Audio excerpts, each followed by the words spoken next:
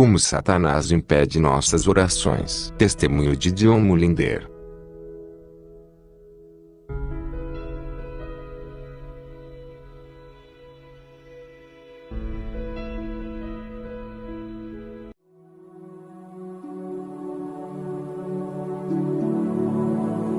Eu gostaria de compartilhar com vocês parte de um testemunho de uma pessoa salva que já serviu ao diabo. Quando ouvi dar o seu testemunho, eu não queria acreditar, pois foi muito desafiador. Tive que jejuar diante do Senhor por 10 dias, perguntando-lhe: Senhor, isso é verdade? Foi nesse momento que o Senhor começou a me ensinar as coisas que acontecem no reino espiritual quando oramos. Este homem nasceu depois que seus pais tinham se dedicado a Lúcifer. Quando ele ainda estava no útero, eles realizaram vários rituais para dedicá-lo ao serviço de Lúcifer. Aos 4 anos de idade, ele começou a exercer o seu poder espiritual e seus pais começaram a temê-lo. Quando ele tinha 6 anos de idade, seu pai o levou a algumas bruxas para que elas o treinassem. E aos 10 anos, ele já fazia tremendas façanhas para o reino do diabo. Ele já era temido por bruxas comuns. Ele ainda era um menino, mas já era tão terrível nas coisas que fazia. Quando fez 20 anos já era um jovem com muito sangue em suas mãos. Ele matou à vontade. Tinha a capacidade de deixar o seu corpo através da meditação transcendental. E ele podia levitar. Às vezes seu corpo se levantava do chão e ficava no ar. Às vezes, ele entrava em transe e deixava seu corpo. Seu corpo ficava para trás, enquanto ele saía para o mundo, através de uma prática chamada viagem astral. Ele foi usado por Satanás para destruir ou dividir muitas igrejas, e levou à ruína muitos pastores. Um dia, ele foi designado para destruir uma igreja que estava em campanha de oração. Havia muita confusão e divisão na igreja. Ele começou a trabalhar contra ela, mas, nesse momento, o pastor chamou toda a igreja para fazer jejum. Como a igreja começou a jejuar, houve muito arrependimento e muita reconciliação. As pessoas se reuniram e começaram a orar para o Senhor trabalhar no meio delas. Elas continuaram intercedendo e clamando a Deus para ter misericórdia delas e intervir em suas vidas. À medida que os dias passavam, o homem veio de novo contra a igreja com espíritos demoníacos. Mas uma palavra profética veio, dizendo aos cristãos para se levantarem e travarem uma guerra contra os poderes das trevas que estavam atacando a igreja. Então, um dia, o homem deixou seu corpo em seu quarto para ir numa viagem astral. Ele liderou uma poderosa força de espíritos demoníacos contra a igreja. Agora, este é o seu testemunho. Seu espírito moveu-se através do ar sobre a igreja e tentou atacá-la, mas havia uma cobertura de luz sobre a igreja. De repente, um exército de anjos atacou e lutou contra eles no ar. Todos os demônios fugiram, mas ele foi preso pelos anjos. Sim, preso por anjos. Ele encontrou-se detido por cerca de 6 anjos. Trouxeram-no através do telhado bem diante do altar da igreja. Ele apareceu lá enquanto as pessoas estavam orando. Elas estavam em profunda oração, engajadas na batalha espiritual, ligando e quebrando e lançando para fora. O pastor estava na plataforma conduzindo as orações e a guerra. O Espírito do Senhor falou com o pastor: o jugo foi quebrado e a vítima está aí atrás de você. Ajude por meio de libertação. Quando o pastor abriu os olhos, ele viu o rapaz deitado ali. Seu corpo estava com ele, ele estava em seu corpo. O jovem disse que não sabia como seu corpo se juntou a ele. Ele o tinha deixado para trás em sua casa. Mas lá estava ele em seu corpo. Ele não sabia como tinha entrado, tudo que sabia era que o anjo o trouxe através do telhado. Ora, estas coisas são difíceis de acreditar. O pastor silenciou a igreja e disse-lhes o que o Senhor tinha falado com ele, e então perguntou ao jovem: quem é você? O jovem estava tremendo, pois os demônios começaram a sair dele. Então eles oraram por sua libertação e logo após ele começou a compartilhar sua história. O jovem se converteu ao Senhor e agora é um evangelista pregando o evangelho. e está sendo usado pelo Senhor na libertação de outras pessoas. Uma noite, eu fui a um jantar. A única razão pela qual eu fui era que alguém tinha me dito que este jovem estaria lá e eu estava muito curioso para vê-lo e descobrir se a história era verdadeira. Então eu participei do jantar, e mais tarde foi dada a ele a oportunidade de dar o seu testemunho. Ele falou sobre muitas coisas. Às vezes ele chorava por causa das coisas que tinha feito. Quando terminou, ele fez um apelo. Havia muitos pastores na sala. Ele disse: rogo a vocês, pastores, por favor ensinem o povo a orar. As pessoas que não oram podem ser usurpadas em qualquer coisa pelo diabo, e existem maneiras que o inimigo usa para explorar suas vidas e suas orações. O inimigo sabe como explorar as orações daqueles que não sabem como orar. Ensinem as pessoas a usar a armadura espiritual que Deus proporciona. Efésios 6:13-18. Então ele contou como levou expedições através do ar. Ele ia com outros agentes satânicos e muitos espíritos demoníacos. Era como se eles estivessem trabalhando em turnos, da mesma forma que você tem que ir trabalhar no seu turno. Ele tinha um turno regular, no qual ele era obrigado a ir e travar guerra nos céus. Ele disse que, nos lugares celestiais, no mundo espiritual, quando a terra é coberta por um manto de escuridão, a cobertura é tão densa que é como rocha sólida, e abrange toda a área.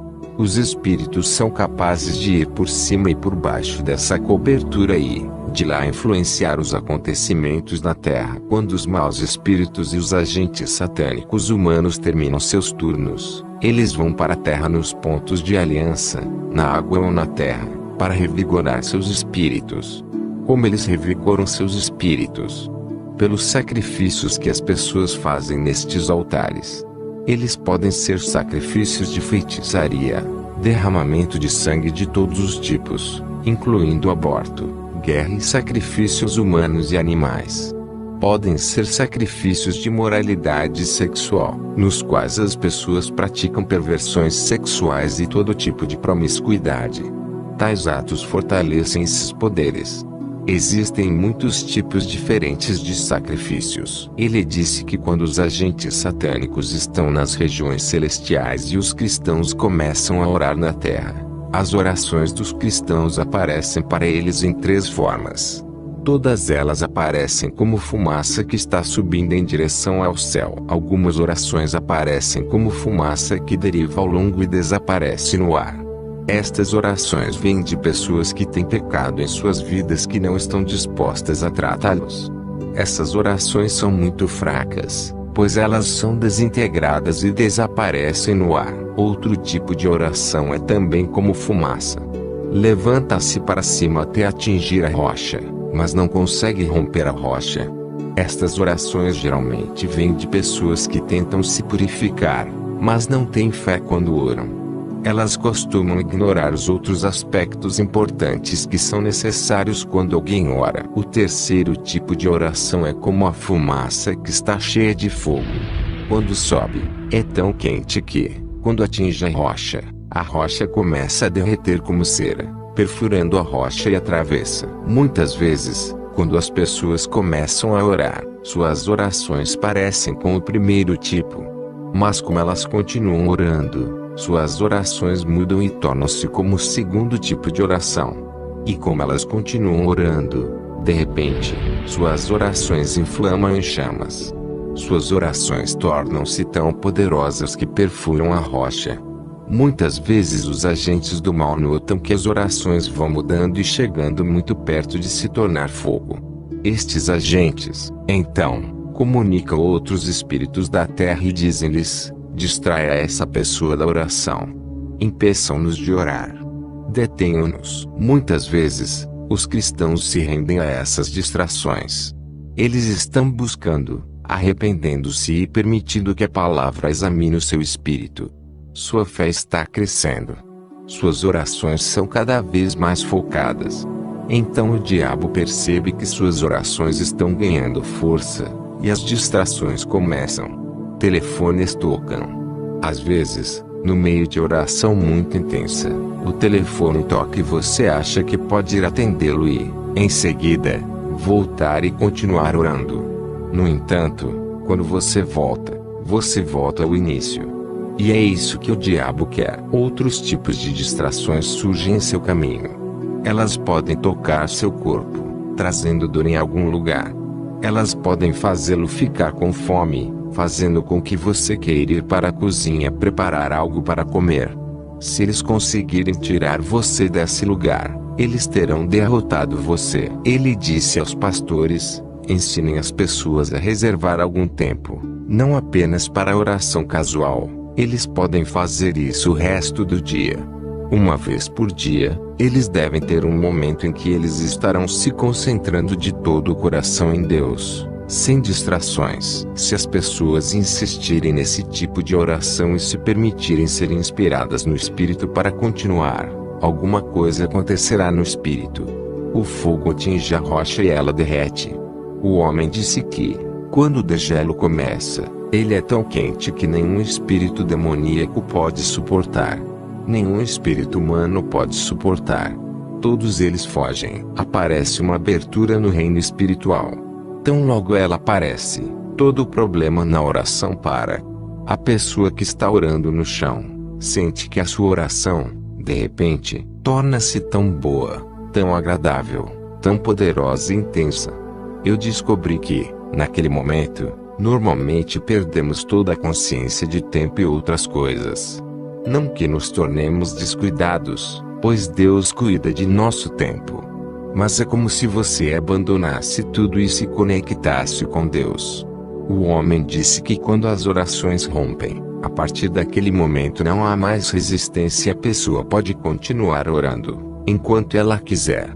Não há nenhuma resistência para detê-la. Então ele disse que depois que a pessoa termina a oração, a abertura continua aberta. Ele disse que quando as pessoas saem de seu local de oração, e seguem sua rotina, a abertura se move junto com elas. Elas não estão mais operando sob a cobertura. Elas estão operando sob um céu aberto. Ele disse que, nesse estado, o diabo não pode fazer o que quiser contra elas. A presença do Senhor é como um pilar do céu sobre suas vidas. Elas são protegidas, e há tanto poder dentro do pilar que, por onde elas forem, a presença toca outras pessoas também. Elas discernem o que o inimigo tem feito em outras pessoas. E enquanto elas falam com as pessoas que estão junto delas, essas pessoas também vêm para dentro do pilar. Enquanto elas ficam dentro do pilar, todas as amarras impostas pelo inimigo enfraquecem. Então, quando as pessoas que experimentaram este avanço espiritual compartilham Jesus Cristo com os pecadores, a resistência dos pecadores é baixa. É muito fácil trazê-los até a salvação. Quando oram pelos enfermos ou sobre outras coisas, a presença que está com elas faz toda a diferença. O homem disse que o diabo odeia essas pessoas. Ele disse que, em lugares onde a oração acontece regularmente desta forma, a presença de Deus vem sobre aquele lugar e não sai mais. Quando as pessoas que não conhecem a Deus entram em tal lugar, todas as amarras de repente se enfraquecem. Como você pode imaginar, todos nós ficamos olhando para o homem enquanto ele nos contava as coisas que costumava fazer e ver. Em seguida, ele nos disse o que os inimigos faziam para aqueles que rompiam em oração. Ele disse que marcavam essas pessoas e os estudavam. Desenterravam tudo o que pudessem encontrar sobre eles, então sabiam de suas fraquezas. Quando alguém superasse em oração e rompesse, eles se comunicavam com outros espíritos dizendo: marque-o com isso e isso. Estes são os seus pontos fracos. Entretanto, quando a pessoa sai de seu quarto de oração, o espírito de oração é sobre ela, a presença é com ela, seu espírito é elevado e a alegria do Senhor é a sua força.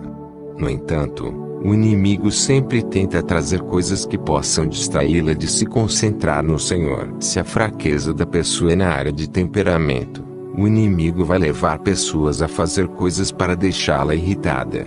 Se ela não é sensível ao Espírito Santo e se permite perder a paciência, Ela tira os olhos do Senhor. Ela fica irritada, se sente furiosa.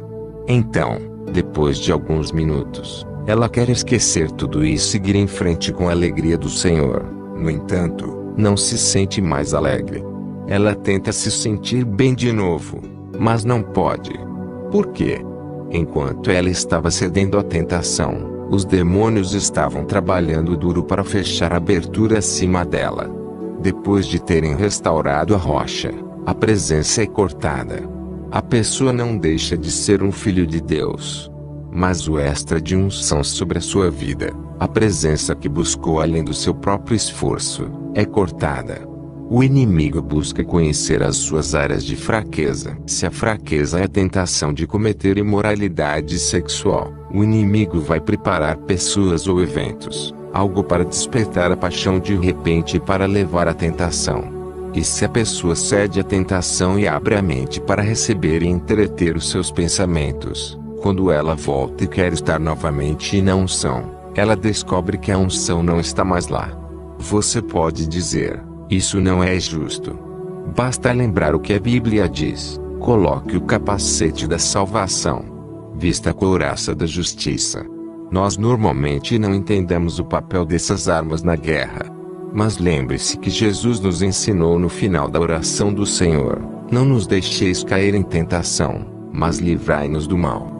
Toda vez que você tiver um avanço na oração, lembre-se que você ainda é um ser humano fraco. Lembre-se que ainda não foi aperfeiçoado.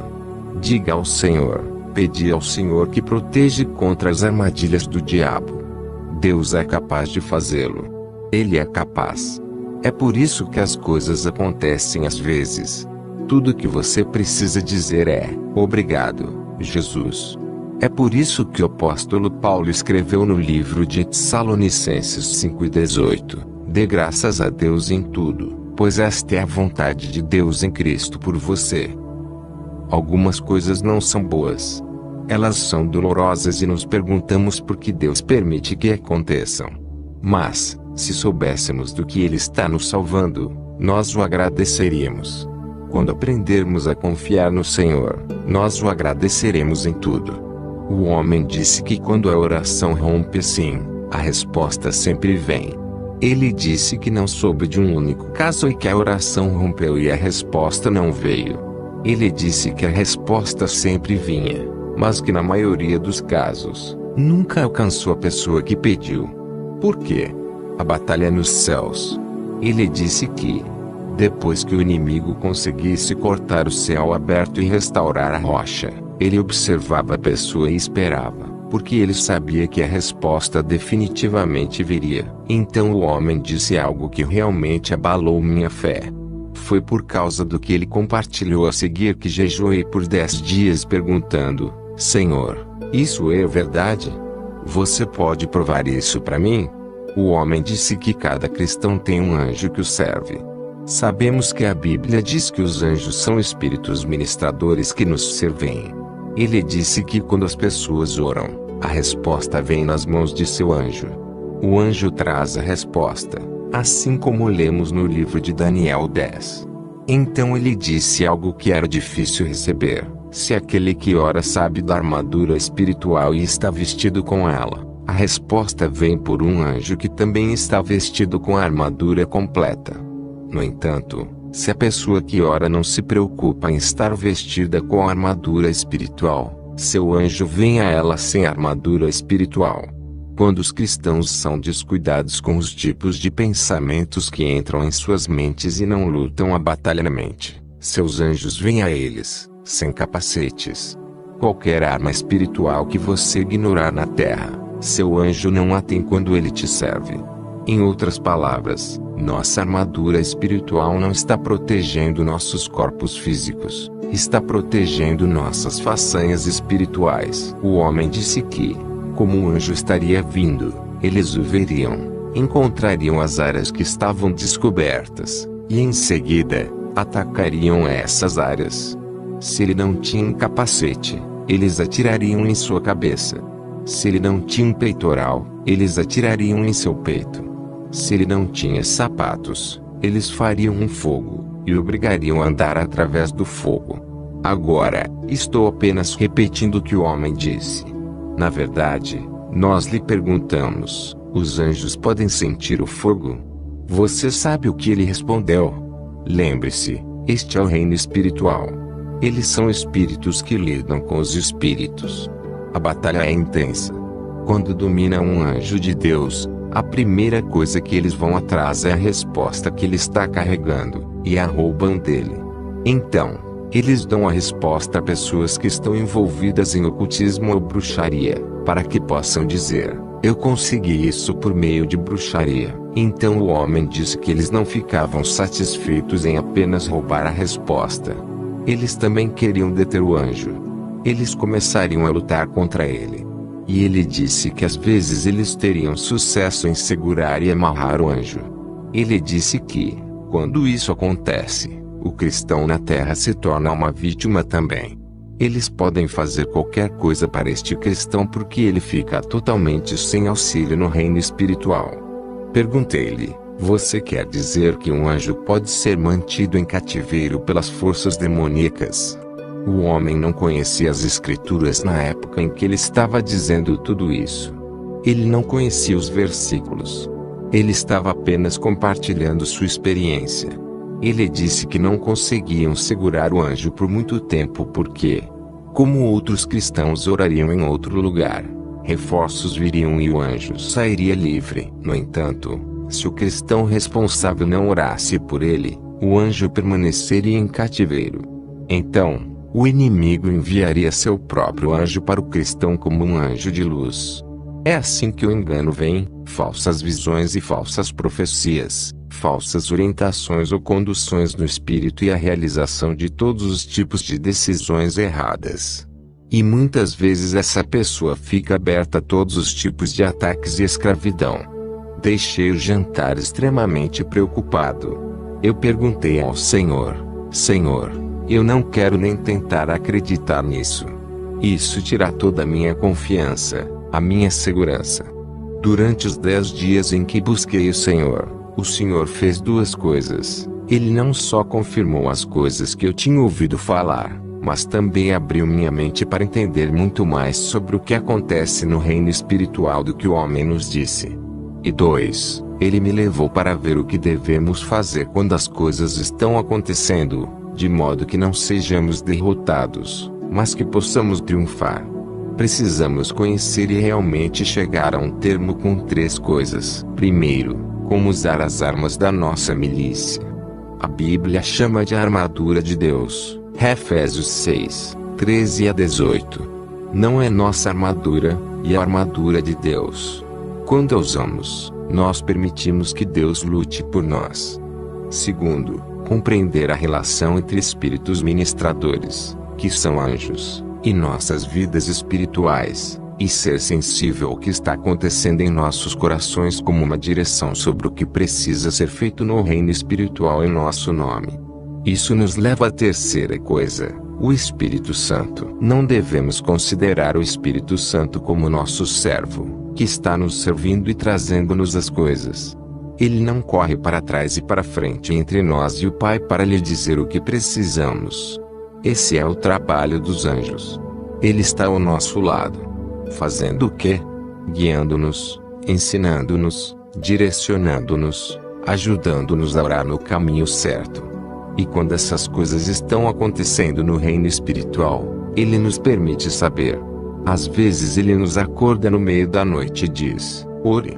Mas você diz: não. Minha hora ainda não chegou. E Ele diz: ore agora. Por quê? Ele vê o que está acontecendo no reino espiritual. Às vezes, Ele diz: amanhã sem falta. Mas você diz: não, vou começar na segunda-feira. Mas Ele entende o que está acontecendo no reino espiritual. Devemos aprender a ser sensíveis ao Espírito Santo. Ele nos guia pelas veredas da justiça. Que Deus o abençoe e renova seu zelo para o combate. Amém.